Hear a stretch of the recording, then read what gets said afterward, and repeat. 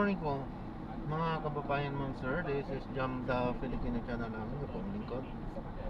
So today is my I'm May 25, 2026 at tayo ngayon ay papunta diyan yan sa may Argentina Street sa may Casimiro Townhomes yan, Argentina. Barangay 168 Di Paro, Caloocan, at dadalhin po natin yan sa may Sunlight Street, Mozon West, Sunlight Street, Mozon, San Jose del Monte, Quezon City. Ay, Del Monte, Bulacan. Quezon City. Ayan, so magbabalik po tayo mamaya po pag nakuha na po natin sa disclaimer lamang po ang content po natin ni Kalsada at hindi ang passenger. Kaya naman saka-sakali man po na may marinig kayo mga pangalan na lugar, pangalan ng tao, pangalan ng organizations, government o private man yan, ay wala pong kinalaman ng channel na ito. At wala pong pinapatungkulan. Lahat po na pinag-uusapan dito ay pawang dito lamang po yan sa loob at wala pong pinapatungkulan sa labas. Magbabalik po tayo mamaya unti po pag nakuha na po natin. Samantala, makinig tayo ng mga nagbabagang balita at talakayan habang tayo ay papunta doon yan sa ating pick-up area.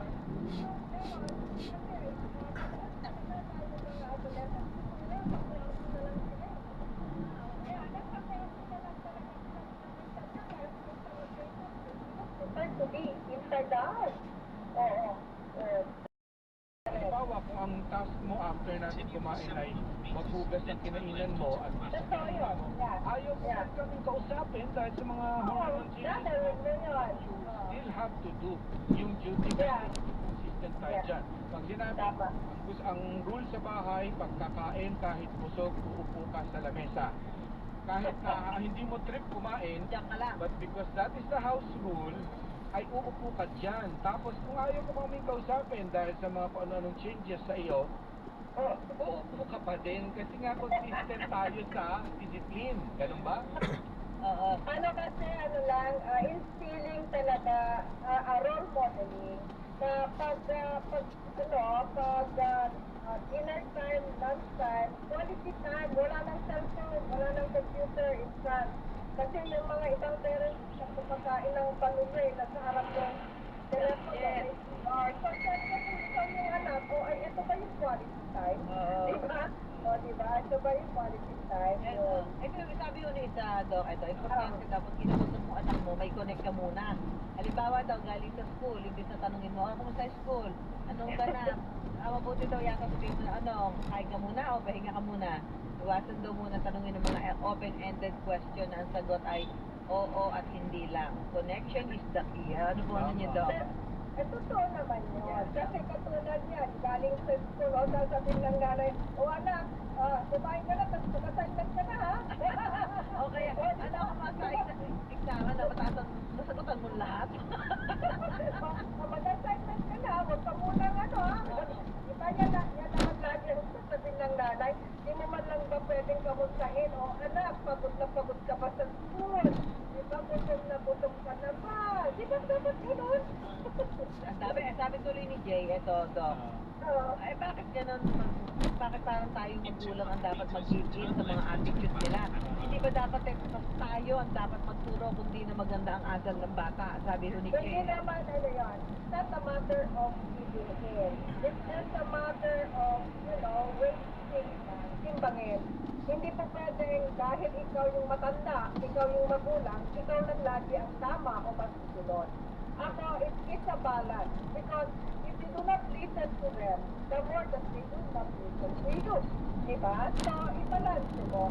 Ako din, in fairness kay Jay, sa ating nag-text sa atin, I was going to say din nga, na parang, minsan ganun talaga, well, at least sa generation natin, coming from our generation and our families, talaga naman minsan ang tingin talaga ng anak sa magulang is just disciplinarian head authority in the house. Hindi naman dapat kaibigan. Pero iba ngayon, sinasabi ngayon, kaibiganin mo daw. Kasi Diba? medyo malinaw dapat na in this house, there's authority. Paglabas mo, pagtanda mo, ganun din. May authority in the office, Siguro hindi tama in the kasi si term na kaibigan eh. Yung parang open lang yung communication, not necessarily Okay. magkaibigan kayo eh, no? Eh kasi Oo. alam mo pag open, minsan talagang nakakalimot, nag-blur yung line eh. Mm. Nagiging Parang level kayo eh. Para Pero ang sa halimbawa lang, akin, magiging open siya, I mean, hindi siya magkakaroon ng secret, gano'n.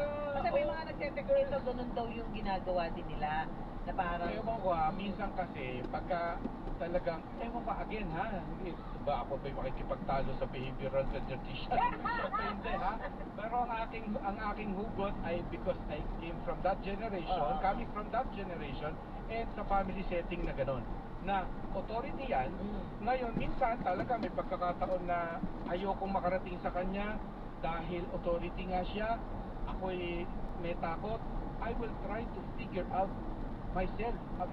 May problema ka ng bata, gusto mo solusyonan mo para hindi na makarating sa authority. And I think that is skill building yan.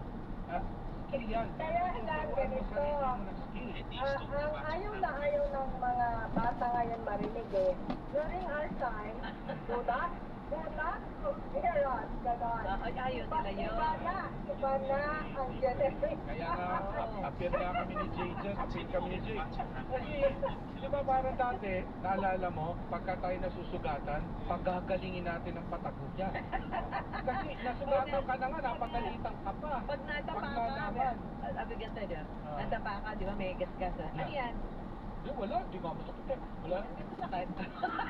Kasi, because of that, isipin mo kung parang friend.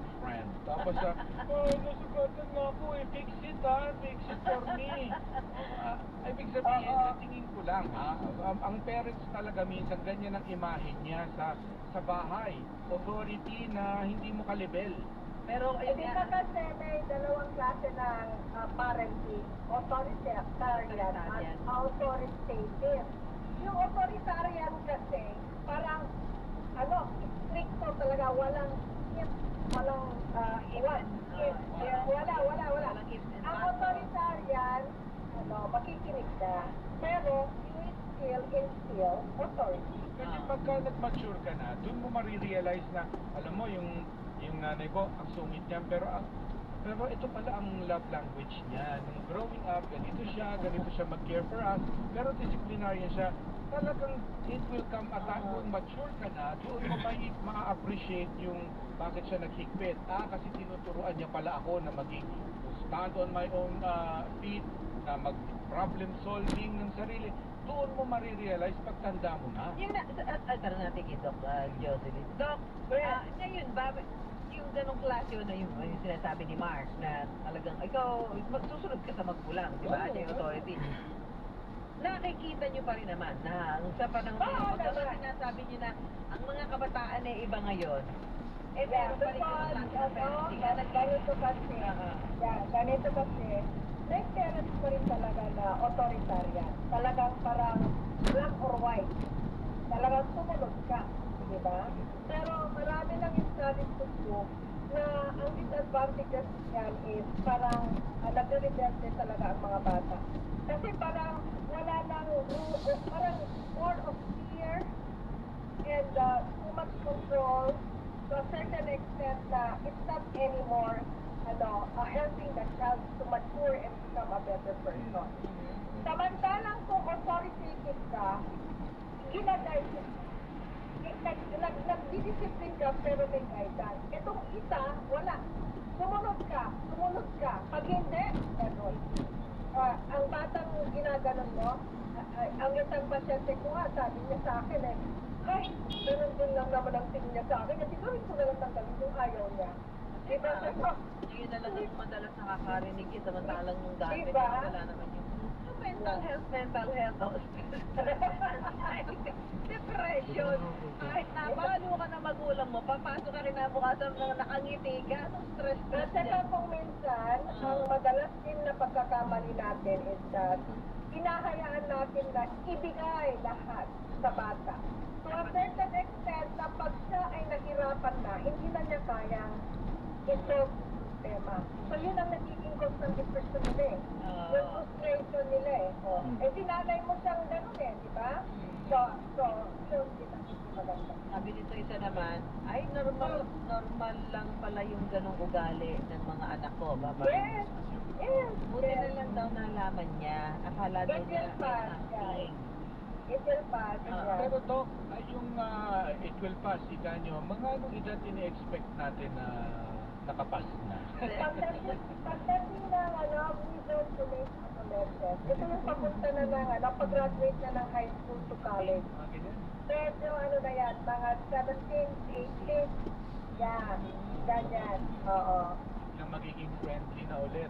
16 to 18, kasi more of na ito adult na yung nila career planning, career planning, Mature na yan, 16, 18. future, future, Ayun ko kasi, nung ako pa, wala akong nakikitang ganyan eh, parang kinabukasan ha.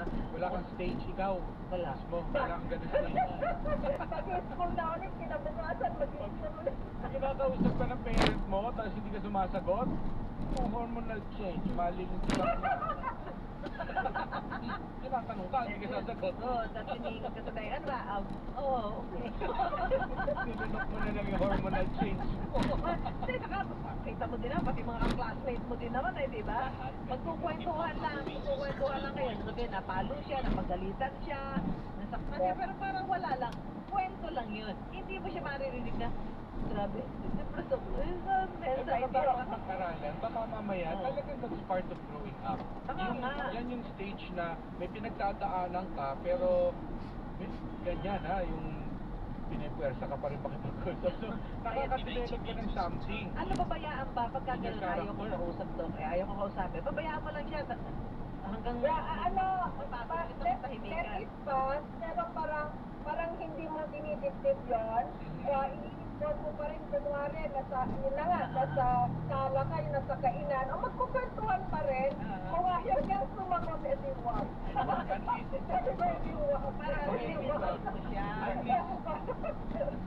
hindi siya sumagot, at least alam mo na kung bakit, dahil nga diniscuss na nga natin. Pero, so dapat mapanatilihin mo pa rin yung rules. Consistent pa din, hindi mapapasin sila dahil kailangan talaga yung kung anong papatupad yun, tuloy. And then pag ang isa ko pang payo, pag umokay na siya, isang araw nagkukwento na siya, doon ka na papasok. Anak, kung minsan parang nasasaktan ako kasi sinakausap kita, hindi mo ako sinasagot. Ayaw mo ba kasi? Kaya doon mo natatanong, anak, ayaw mo ba pag tinatanong kita ng mga ganitong bagay? Yun, doon mo naman nalaman. Di ba ganun dapat? Pinanong ka ba ni mama mo gano'n? Oy, Ayaw mo ba ng bakit tinuutosan kitang bumili ng parang padabog-dabog ka? Sasabihin mo Wala di ba? tayong ganyan Wala. sa power generation. Hindi ako sabi, di ba? Pag inutusan ka, sumunod ka. I-fake mo. Doc, Eusebio, nung time namin, i-fake mo yung kung halimbawa sa loob-loob mo talaga may pinagdadaanan ka. Pero in front of your parents, talagang magko-comply ka. Talagang i-fake mo kunwari Hindi pa nga, gusto mo. yung uso doon natin. Di ba, Doc, ganun ho yan, nung pwede ba yung mga paalo pala? Pinalo ka. Sige, umiyak ka. Marami na ang pagsusuri na ang corporal or physical punishment really is not acceptable anymore. Oo nga, pero dati Sa Singapore, bago lang, Dr. Eusebio, may pag-aaral sila doon. Papayagan ng corporal as last resort sa mga schools nila. Sa ngayon, hindi pa natin yan. Kahit sa Amerika, hindi. Talagang siya tapos yan. Talaga ba siya tapos? Parang dati ka, di ba? Pinalo ka, hindi ka makaiyak. Yung hindi ka makaiyak sa sobrang sakit. Ay, ganun. Pwede nga ba, isinasako ka pa nga eh. Di ba? Yung isa sabit ka parang hinog na lang ka. Ito katukayo ni Mark, Doc. Yung sa piano ka, itatali ka sa ako sa may hinog na lang ka. Pag nalaglag ka doon, ewan ko na lang kung hindi ka natutukan lang. Eto sabi nito ng tagapangalasin natin.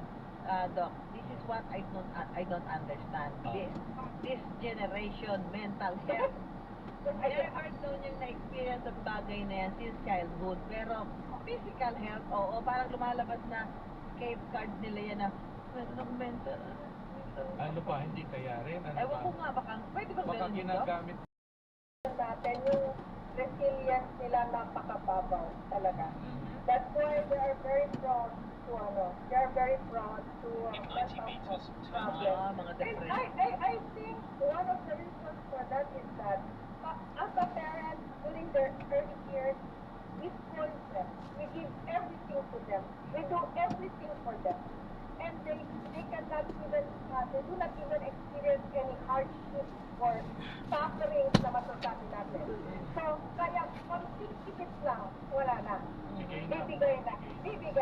Yun ang totoo doon. Hindi nga sinasabi. Kaya nga yun nga ang punto ko kanina, na minsan talaga, growing up, sa development stage, kailangan meron sila talaga na, kailangan ko kasing gawin to. So kahit na ako'y hormonal change, kahit na, yung i-force nila ang sarili nila na mag-comply sa rules, sa discipline, even if it needs faking it, na ganyan. Kailangan dahil part yan ng growing up, hindi ko pwede, ayoko may kausap ngayon. Kasi bigyan ko kayo ng example. Diba, syempre yung mga may kaya and everything. Wala silang, gustong ipagawa sa mga anak nila. Ang pag-iinis, pag-iligpit, nothing, di ba? O, kunwari, kung anak ko pinabayaan mo, pag isa siya, hindi na niya alam gawin lahat yun. Nahirapan na siya. O, and he thinks na failure siya. Alam mo yun? So, yun eh. Ito naman, sabi, yun daw authoritarian approach ng mga magulang sa mga bata. It doesn't matter na kasi mas malakas ang influence ng outsiders and that's what they follow. Mental health ang lagi nilang narinig, kaya dumarami daw yung ganyang cases. Ayan, child must be controlled by in his younger years, otherwise ikaw na parent ang kokontrol nila. Yun. Ganun po, Doc. Ganun po. At marami na kasi pag-aaral na yung too much exposure talaga sa cellphone and computers na re-rewire yung brain nila. To a certain extent na sobra ang stimulation sa brain nila, hyper-stimulated, hindi na nila kayang i-filter, hindi na nila kayang i-suppress, kaya konting lang, napupustrate na galit. And then nag-depress. Ay, sinanay mo naman, ikaw naman yung parent, ikaw naman ang bumili ng gadget niya. Diba? Ikaw rin naman yung hindi mo makontrol ang wifi use. Diba? Kanino kasalanan yun? Ngayon na hindi na siya adolescent. Nakita ko isang young couple, may anak sila. Yung mag-asawa, parehong book din ang pinabasa. Book? As in, book talaga. Papel, tapos yung bata niya na nasa natawag doon, trolley. Oo. Ano po? Ano na yung mga brain? Papel din. Oo. Ano pa siya? Parang Nasa trolley pa lang, nagbabasa na ng books, ha? may mga color. Ano nakikita mo yung bata? Parang siya na-attract sa, siyempre mga sharp colors, mga bright orange, green, red, gano'n. Siguro nakakatulong din yun. Tapos yung mga magulang niya, sabi ko sa love, ay kung batang to malayo sa gadget to. Kasi magulang, nakalibro pa eh. No, Doc? So yun ang role model. Yun ang role model. Yeah. Oo, yun. Yung mga nagiginig sa ating magulang, Doc, na baka nakakaranas ng ganyan na parang dinedate mo sila ng mga anak nilang teenager. Eh, ano ho ba may bibigay ninyo advice sa kanila, Doc? Oo. Sa mga magulang na nagti-teenager na yung mga anak nila, kailangan po nating maunawaan at maintindihan na dumadaan sila sa isang phase ng kanilang development kasi ito yung parte ng development na yung emotional regulation nila ay nag-develop pala. So, kailangan natin intindihin at bigyan ng pangunawa, but at the same time, hindi din natin kakalimutan ang ating role as a parent to be always there to guide them, to protect them, to advise them, and to discipline them. Okay, thank you, Doc. Okay, bye-bye. Si Dr. Sergio is a development and behavioral pediatrician. Yes. Ay, babalik ko kami ha. Oras ay alas 10:45. Usap tayo. Super Kwentuhan with Mark and Susan.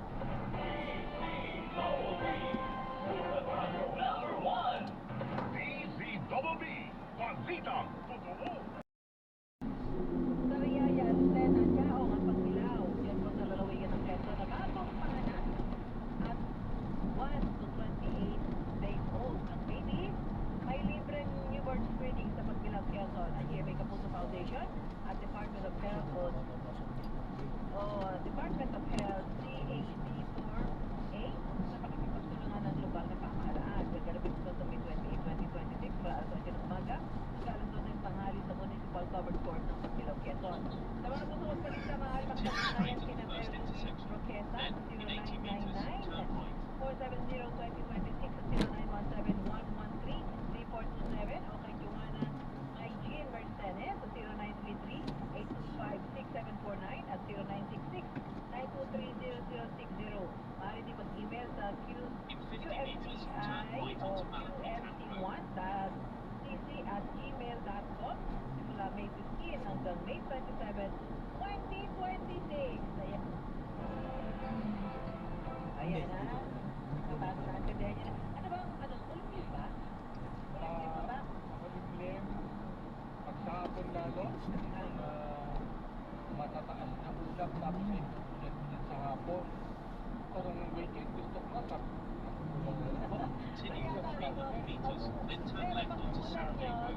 Nang sumingaw lang, napakainit din lalo mo.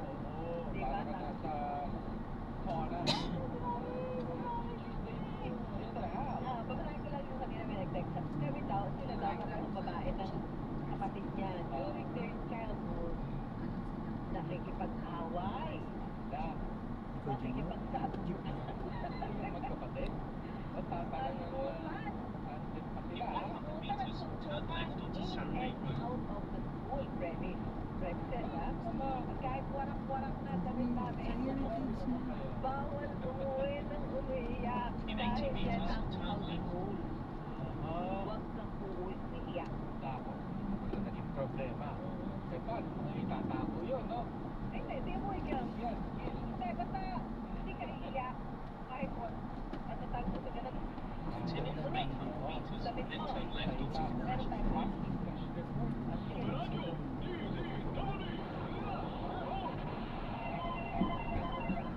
Bilang ng nasawi sa bumuhong ginagawang gusali sa Pampanga, umabot na sa 4 na dinadaluero. Flash report si Mark Makalala. Mark!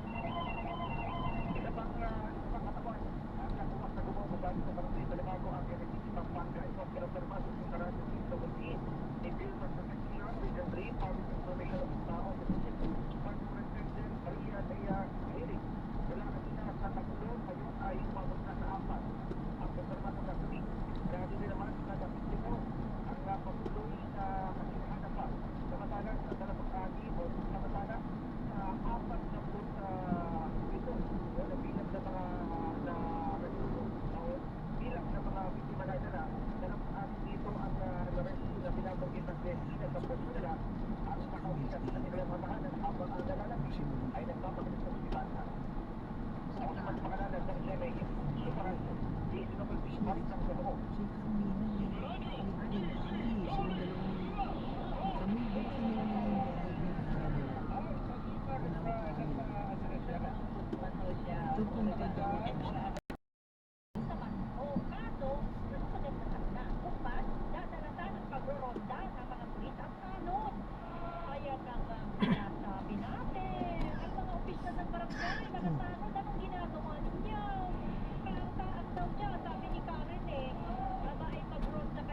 Parang wala na rin yata kung nakikita na promote ng mga barangay tanod.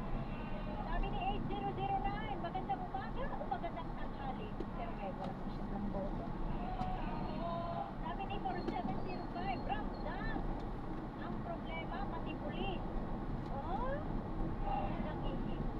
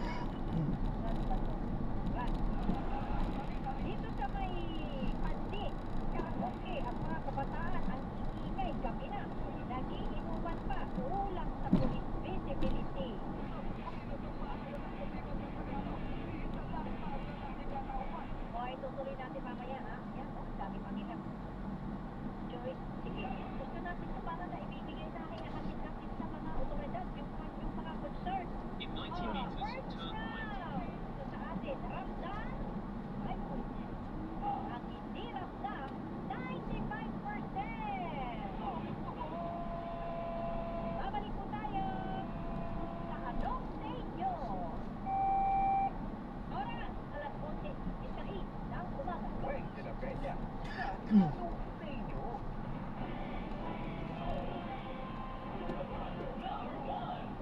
DZBB, Balitang Totoo. Your beef. What? 40,000 pesos for dinner? 1,400 lang. And price check or eye check for expert eye care, state-of-the-art facilities, affordable eyewear. Go to Geo Executive Optical. Your beef. Order more. Learn Geo. Love your eyes. Numero uno ang GMA Radio. Sa buwan ng Abril, ayon sa AGP Nielsen Media Research, number one radio station ang Super Radio DZBB 594 na nakakuha ng tumataginting na 70.9% audience share. Number one sa FM station ang Barangay LS 97.1 na nakakuha ng bumaapaw na 53.8% audience share. Isang malaking karanasan na kayo ay paglingkuran, mga kapuso at kabarangay. Maraming salamat po dahil kami pa rin ang numero uno sa inyong puso. Super Radio DZBB at Barangay LS 97.1 GMA Radio number one. For expert eye care, come to EO Executive Optical with over 300 stores nationwide. EO Executive Optical. Love your eyes. Ang galing! Ang matagalan! Para sa ayos ng Everest Appliances. Babe, ano ever best decision mo in life? Siyempre, go with you. Everest Appliances. Health, wellness, energy saving. Everbest from Everest. Everest Appliances, bringing quality and wellness close to home. Health, wellness, and energy saving. Everbest from Everest. Para hindi mapuli sa mga balita, sundan ang mga social media account ng Super Radio DZBB. Mag-subscribe sa aming YouTube channel at i-follow kami sa Facebook, TikTok at X. Hanapin lamang ng Super Radio DZBB para makita ang aming mga official social media account. Tutok na para sa mga balitang tama at totoo, mga kapuso. In 5 meters, turn to right. Ha? Saan daw? Bonus na, bilis! Mag-ikas nyo na, daming pabonus. Hindi bilis, dahil kada load mo, may bonus data. Validity and free health insurance, up to 2,500 pesos pa sa kalalawan. Subject to eligibility, terms and conditions apply. Kaya reload na sa Gcash for select zero versus regular retail offer. GHH Inc. Regulated by the Tapos Central Philippines. Gcash, G-Load. Your beef. What? 40,000 pesos for dinner? 1,400 lang. And price check or eye check for expert eye care, state-of-the-art facilities, affordable eyewear. Go to Geo Executive Optical. Your beef.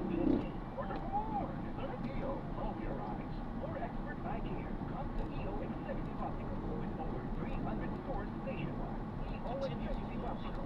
Love your eyes. Continue straight to the first intersection. Then, in 100 meters, turn left. Wait, in a Peña. Tanong sa inyo. Balik tayo sa palatuntunan. Anong sa inyo? Sa ngalan ni Weng de la Peña. At samantala ako po si Tuesday sa Ateneo. Sa palatuntunan, anong sa inyo? Tayo ang broadcaster. Sa palatuntunan, anong sa inyo? Tayo ang anchorman. At sa palatuntunan, anong sa inyo? Ang sa inyo ang mahalaga. Wait, in a Ramdam Peña. nyo na ba? Tanong sa inyo. Ramdam nyo ba o hindi? Yung resulta ng Safer Cities Initiative. Kaya Safer Cities Initiative na yan, curfew sa mga kabataan, bawal inuman sa mga pampublikong lugar, bawal ang videoke, naglagpas sa alas 10 ng gabi. Ang mga barangay nyo. Ay sabi nitong si dyan. hindi pa rin ramdam. Ay, shit. Diretso na yan. Hindi na ako mapapakot sa Make a slight right. Sabi naman Then, ng in 20 meters, 8541 dito turn sa amin, wala pong tigil ang bentahan ng illegal na droga. Las Marinas, Cavite raw. Mga daspapulis, ayan po may nagtitimbre, oh. Sabi ni 9279, Dr. Tuesday, good morning po, hindi ramdam. Sabi ni in 40 meters, make a 1536, slight ang right. dami ko holdamer ng Sanakaw. Dami ko 194. Good leader po, ang kapitana namin. Bawat kabang sa ordinansa, ulong agad. Sabi ni Ma'am Pearly, aba ay napaka-effective yata ni kapitana sa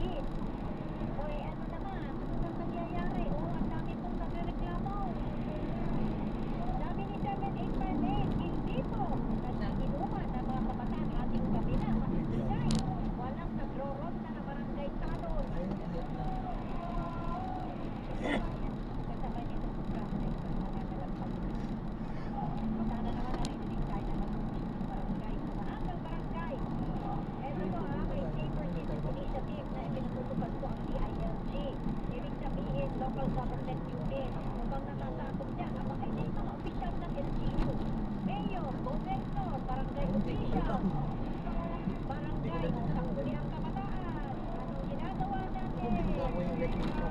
Hindi pa raw po nag-iingat, medyo pinagkasalas din, nag-iinom sa kalsada, mga gumagala, wala raw damit pang itaas. Marami pa raw po. Ala ano ba yun? Batak-batak ng konti.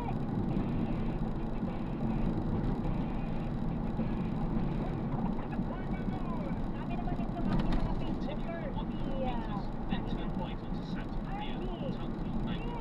hirap na. Meron pa rin videoke ating kabila. Ang kalambak TV. Si Roderick, sabi niya, hindi mo ramdam.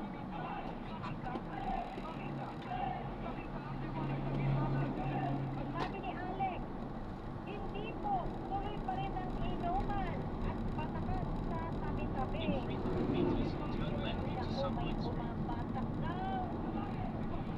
Sabi ni Brandon, hindi lahat sumusunod dyan. Dito po sa Pasig, nagkalat ang mga kabatang pasaway. Pati mga magulang. Meron minor nyo lang po konti ha. Dahil liliko kayo sa kaliwa dyan. Yan yung kaliwa na yan. Ito na po? O yan, liko kayo dyan. Doon pa sa kabila yung tinuturo. Hindi, dito ito eh. Basta dito, may bahay dito kami bahay namin. Eh baka mali yung book. Hindi, Muson din West din to Ah, parehas din? Oo, Muson West din to eh. Tapos, kanan po? Diretso po, Diretso lang. Diretso. Sa November. So alam nyo na, ang dapat yung gawin. Muson West po, Hindi naman ang nagtatapos to, yung mag-umpisa ng barangay yung Muson West. abay, wag yung Teka. Sunlight Street, Mozon West. Ito, ito lugar na to, Muson West. Kailangan problema sa komunidad. Hindi yung mga pasaway na. Dito sa bahay na namin kayo pupunta. Sa Muson West po yun. Ipupunto nyo na ulit. Hanap kayo ng Yun siguro tinituro dun sa ano yun, barangay. Malapit lang nga yan, malapit lang yan. Dito po sa Barangay Binyahan. Makapatid pa ng opisyal ng barangay. Meron kasi kaming sinusunod na ano. Oo, na ano. Doon po kasi talaga yung tinuturo. Oo, doon yun. Doon ang kabarangay yun namin yun. Pero Muson West dito. Yan, kakanan po kayo dyan. Almost 4 a.m. Street party pa sila. Yumayanig ang bahay namin sa lakas. I feel you. Sagarian din po ako eh. Eh, pagka nagkakaroon ng mga ganyan-ganyan, ako, hindi na ako makatulog. 1316 Sunlight Street, Mozon West. Tama po ba? May pasyon. Pero yung wala namang okasyon, Tama po? Yung sa mismong address niyo po? Oo. 1316 Sunlight Street, Mozon West. Hindi. Pero yun nga po. Pwede na kayong bumaba dyan. Yun nga po yung sinasabi ko kasi mali nga po siguro talaga yung ano niyo po. Sunlight, dun yung sunlight eh. Sa Mm. barangay. Yun nga po. Pero to, sakop ng barangay bawal po namin. kasi bawal po sa Grab. Oo nga, tama po. Bawal po kasi yung ano, magdadrop kami sa ibang lugar. Dito na lang yung drop. Kasi po recorded po yung biyahe Opo. yung trip po natin. Kami po yung naku-question na Nagkaroon po na. mawalan po kami ng trabaho po. Oo, nag-grab din po kami. Ako eh. Hmm. Dito na lang kami, sir. Ito na po. Ito na lang. Lalakarin na lang namin. Hindi. Ay, sa Alda. Diyan lang ba? Oo, yan lang. Sige, walang problema. Pasok po. Kung nag-grab po kayo, sinasabi ko po sa inyo, ano po? Opo. Alam niyo po yung rules? Opo, alam mo. Drop off po. Bro. Oo. Kasi sabi niyo po, nag-drop niyo po. So alam niyo po yung rules. Opo, alam ko po talagang kailangan kung ano eksaktong Mhm. address. Mhm. Sinabi ko kay kami, Barangay Muson lang West. At ito, share ko din lang po sa inyo bilang sabi niyo po. Sabi niyo, grab po kayo. Oh, dati po, dati. Oo.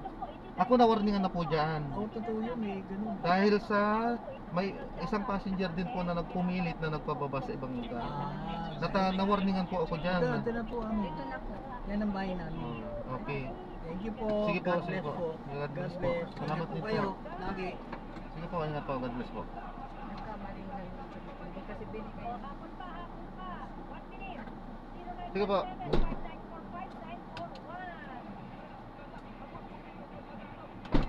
Dito sa Balatuntunan, anong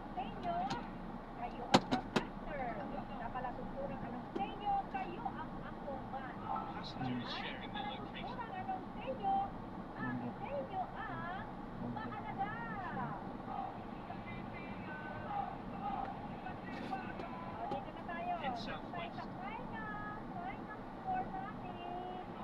Dami yung sinasabi, ha? Tama Sabi niyo yan, po. sabi ni Jay. Inuman So, na. anong mga rules?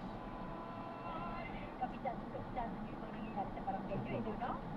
Oh. Eto, sabi ng mga nagsabing kapda. In 40 meters, turn right. Ayan, so na-drop na natin siya. So, maraming salamat po sa panonood. Hanggang sa muli, ingat po at God bless. Paalam po muna pasinta po. Ayan, hinuhuli ko po sa sariling bibig nila. Kasi sabi nila nag-grab daw sila, which is hindi totoo yun. Alam nyo na, mga opisyal, kung ano Dahil gusto ko sanang i-na pero siyempre, ayos na, pinagbigyan na lang po natin. Hindi totoo yun. tayo lang yan. Hindi totoong nag-grab yung ganun na asal. Kasi Hindi lang Metro Manila, yung nabasa hindi natin po talaga po sa pwede Manila. kung talagang nag-grab ka, dati kang grab rider or driver. Hindi po talaga po pwede mag-drop sa ibang lugar. Bakit in-insist at hindi man lang sinabi na bawal pala yun. Sige po, thank you po. Pero ayos lang, tulong din lang naman natin yan at nagmula din naman sa kanila yon. Kaso nga lang, marli talaga kasi siyempre yung for safety reason yun. Pero kung sa gabi, hindi ako papayag. Kung saan yung pin doon lang. Lalo't hindi ako taga rito. For safety purpose po yun. Safety purpose ng both party. Ako, lalong-lalo na, at yung passenger. Kasi mga mamaya, na-book lang yun, nagpa-book lang, iba yung pin, iba yung pinagdropan. Diba? Sa akin naman, sa lagay sa part ko, safety purpose yun. Kasi, maraming nangyayaring ganyan. Alam na natin yun. Hindi ko na kailangan pang na detalye, delikado. Ayan, so hindi totoo na nag-grab si sir sa ganung mga pananalita nila. Sinasabi lang yun para kung kunwaring alam yung rules. Kaya nga medyo inaano ko na sana eh. Kaso medyo hinayaan ko na lang. Tulong na rin natin dahil may edad na rin sila, so tulong na rin natin. Sila naman ang nag-insist at tirik na tirik naman araw, safe naman yung lugar, so okay lang yun. Ayan, so maraming salamat po ulit sa panonood. Hanggang sa muli po, ingat, God bless. Paalam po muna, pansamantala tayo gagawa na ng ibang video sa ating susunod na video. Paalam po.